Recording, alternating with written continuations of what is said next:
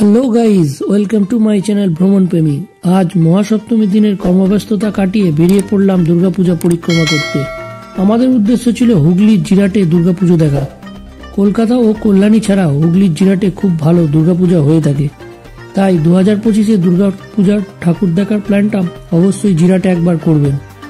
এই ভিডিওর শেষে একটি ফ্লোচার্টের মাধ্যমে জিরাটের সব পূজা মণ্ডপগুলির রুটম্যাপ দিয়ে দিলাম। অবশ্যই এই ভিডিওটি স্কিপ না করে পুরোটি দেখার অনুরোধ রইল। সপ্তমীর দিন অফিস শেষ করার পর ব্যান্ডেল স্টেশন থেকে রাত্রি 11:25-এ ব্যান্ডেল কাটোয়া লোকাল ধরে চলে গেলাম জিরাট স্টেশনে। আমাদের জিরাটে পৌঁছতে সময় লাগলো 25 মিনিট। আমার সঙ্গে ছিল আমার 2 অফিস কলিগ। জিরাটের দুর্গাপুজোগুলো প্রধানত জিরাট স্টেশনের পূর্ব দিক ও পশ্চিম দিকে অবস্থিত। প্রথমেই আমরা গেলাম জিরাট স্টেশনের পশ্চিম দিকে।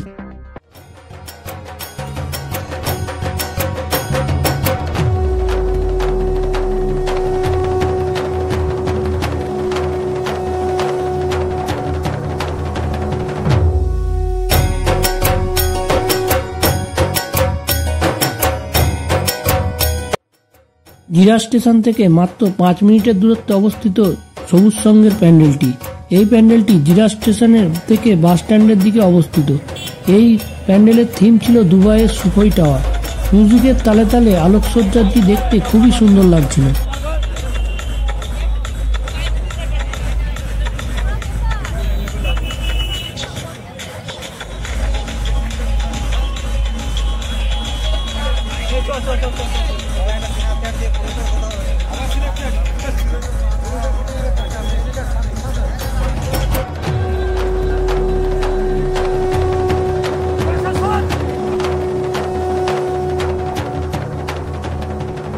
আমাদের দ্বিতীয় গন্তব্য ছিল জিরাটের আসাম রোডটি ক্রস করে অবস্থিত যুবশক্তি সংঘ।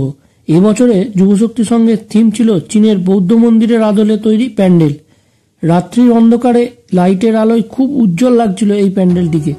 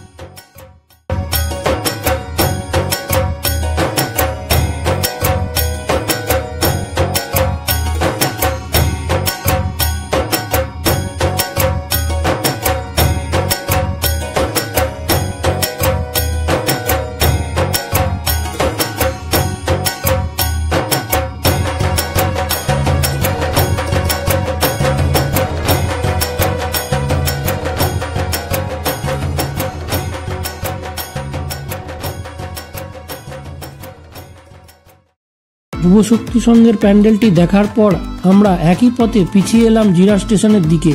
এবার রেলগেট পার হয়ে আমরা এগিয়ে চললাম জিরাটের পূর্ব দিকের প্যান্ডেলগুলি দেখার জন্য।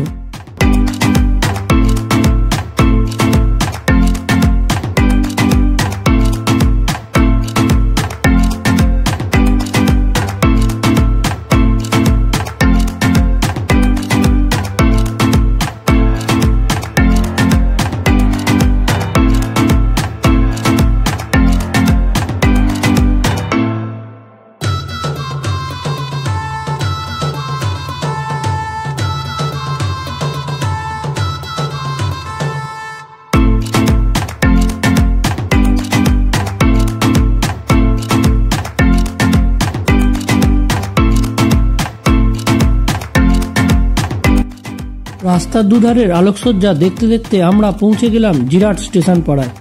এবছরের জিরাট স্টেশন পাড়ার থিম ছিল দিল্লির লোটাস টেম্পল।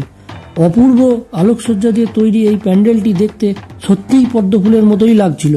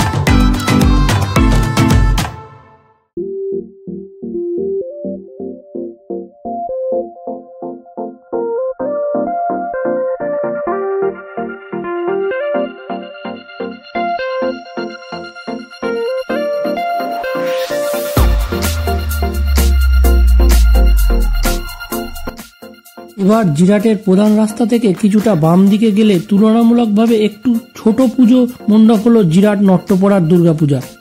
এই প্যান্ডেলটি ছোট হলেও বেশ সুন্দর দেখতে লাগছিল।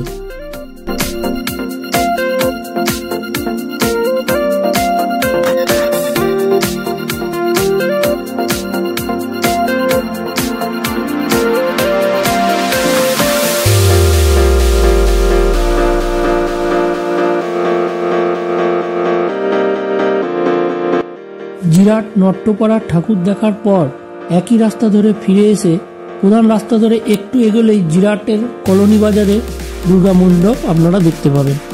এই প্যান্ডেলটি খুব বেশি বড় না হয়, কিন্তু প্রতিমাটি খুবই সুন্দর।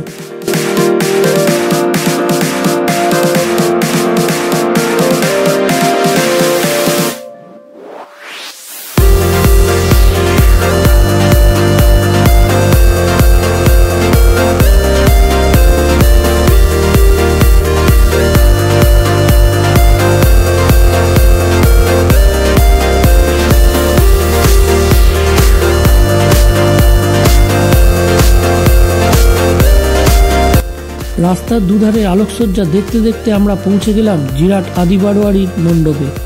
এবছরের থিম ছিল কাতারের মুন টাওয়ার। আলোকসজ্জায় উজ্জ্বল হয়ে উঠেছিল এই মুন টাওয়ার। শিল্পীরা এতটাই ভালোভাবে এই প্যান্ডেলটি তৈরি করেছেন, একদম অবিকল কাতারের মুন টাওয়ারের মতোই দেখতে লাগছিল। যেহেতু আমরা বেশ অনেক রাত্রিতে এখানে পৌঁছেছিলাম, তাই আমাদের লাইনে দাঁড়াতে হয়নি। বেশ ফাঁকা ফাঁকাতেই দুর্গা মণ্ডপটি ও দুর্গা প্রতিমাটি দর্শন করলাম।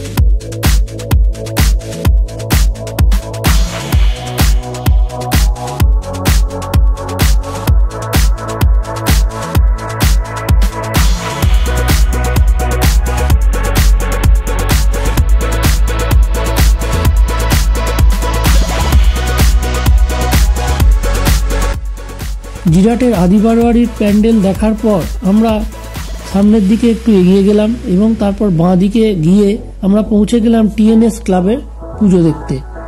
এখানে মায়ানমারের বৌদ্ধ মন্দিরের আদলে তৈরি এই প্যান্ডেলটি দেখতে অপরূপ লাগছিল। এই টিএনএস ক্লাবের অপর নাম হলো কালিয়াগড় পূর্বপাড়া। পূজা মণ্ডপটি যেমন সুন্দর লাগছিল, তেমনি দুর্গা প্রতিমাটিও বেশ সুন্দর দেখতে লাগছিল।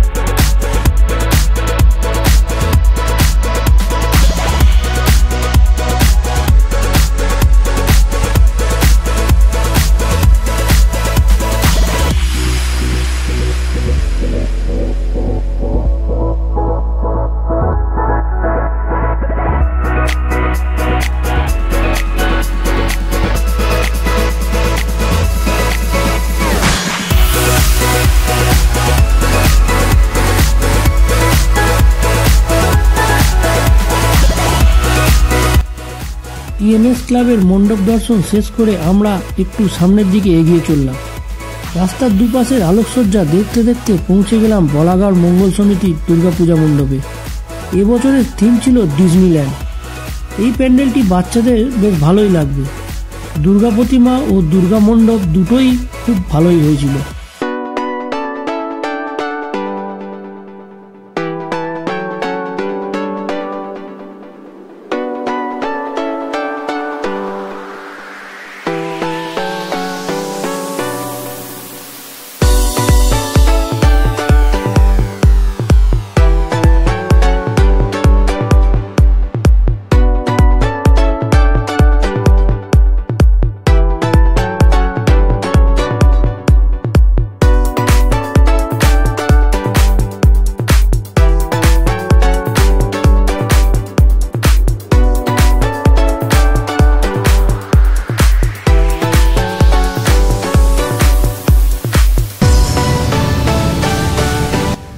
বলাগড় মঙ্গল সমিতির প্যান্ডেল দেখে একই পথে পিছিয়ে এলাম তেমাতার মোড়ে এবং এগিয়ে চললাম অযোধ্যার রাম মন্দির দর্শন করতে।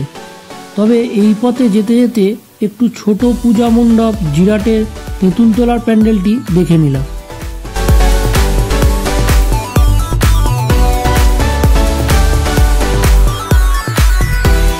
আবার আমরা এগিয়ে চললাম রাম মন্দির দর্শনের উদ্দেশ্যে।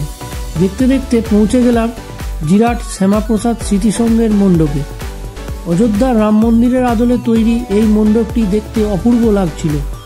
সুর ও ছন্দের তালে তালে আলোকসজ্জা দিয়ে মোড়া এই মণ্ডপটি একটি মায়াবী পরিবেশ তৈরি করেছিল। মণ্ডপের ভিতরে দুর্গা প্রতিমা ও মণ্ডপের কারুকার্য খুবই সুন্দর দেখতে লাগছিল।